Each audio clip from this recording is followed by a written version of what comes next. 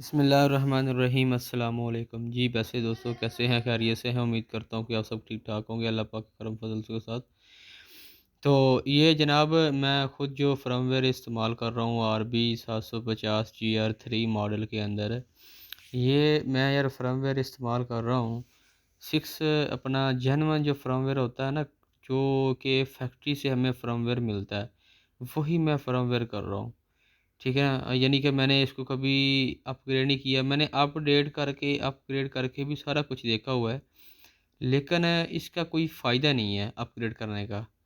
जब इसका genuine firmware आपके पास बिल्कुल ज़बरदस्त या ओके चल रहा है, तो आपको उस करने की ज़रूरत नहीं है। क्यों? कि मैंने काफ़ी चीज़ें देखी हैं। एक तो इसको अपग्रेड कर लें, इसका सीपीयू उतना लोड नहीं उठाता, इसका मैक्रोटिक उतना लोड नहीं उठाता कि जितने, यानी कि अगर यूज़र आपके ज़्यादा हो जाएँ तो ये सीपीयू थोड़ा-सा ऊपर जाने लग जाता है। मैं ये नोट की एक बात।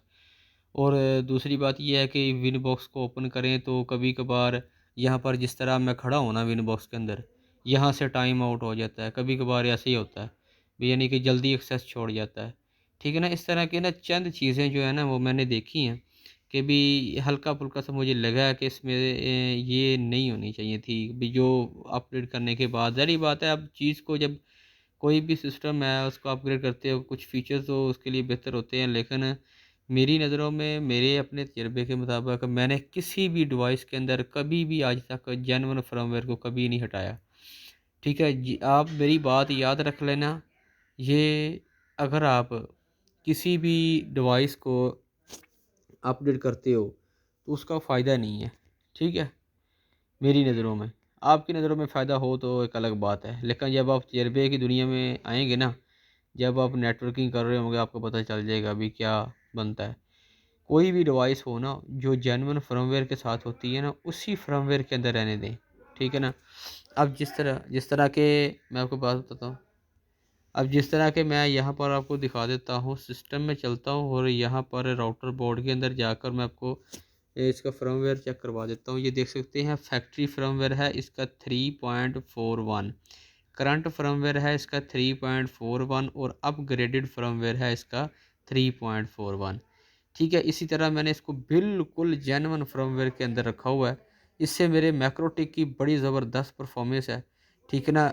आप यानी कि क्लाइंट के घर जाकर पीपीओ पर जब इसको एक्सेस करे हुए ना विनबॉक्स के थ्रू, तब भी ये बिल्कुल बेहतरीन एक्सेस होता है।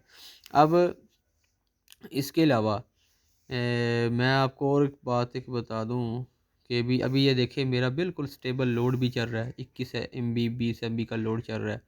ठीक है? और सीपीयू आप चेक कर सकते हैं कितना है इसका। ये 9 पर 6 पर, ठीक है ना, 9 पर 8 पर, ठीक है ना, कोई सीपीयू इसका हाई नहीं हो रहा, कोई मसला नहीं है।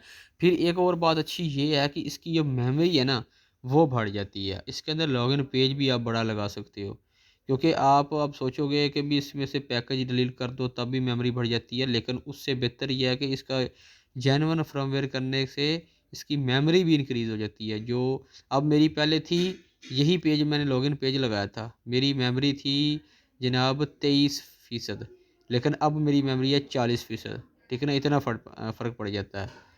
ठीक हो गया दोस्तों? तो उम्मीद करता हूँ कि आपको ये वीडियो पसंद आई होगी। अब इसके अंदर बेसिकली जो मेरा पास जो फ़र्मवेयर है ना, ये तो हो गया ना ये देखें सिस्टम में चलता हूँ मैं, सिस्टम में चलता हूँ और पैकेजेस में चलता हूँ। ये मेरे पास है 6.40.8। ठीक है? अप्रैल 23/2018 11:34 पर उन्होंने बुल टाइम है इसका, और ये मेरे पास 40.8 वाला वर्जन है और ये जेन्युइन वर्जन है। ठीक है? और ये सिस्टम जो है इसको यही सपोर्ट कर रहा है जनाब। यहाँ सिस्टम में चलते हैं और यहाँ पर राउटर बोर्ड में भी, राउटर बोर्ड के अंदर है इसका बिल्कुल जेन्युइन का फर्मवेयर है। तो मेरी सलाह यही है दोस्तों को सभी का, मेरी ये अर्ज़ यही है कि आप जो है ना इसके अंदर जेन्युइन फर्मवेयर रखें यार, कोई ज़रूरत नहीं होती किसी लिहाज से भी, इसके अंदर भी सभी कुछ है। ठीक है ना? हर चीज़ इसके अंदर हो जाती है, सारा काम होता है इसके अंदर, जो जो करवाना हो आपको सारा कुछ मिलेगा इसके अंदर। थैंक्स फॉर वॉचिंग, अल्लाह हाफिज़।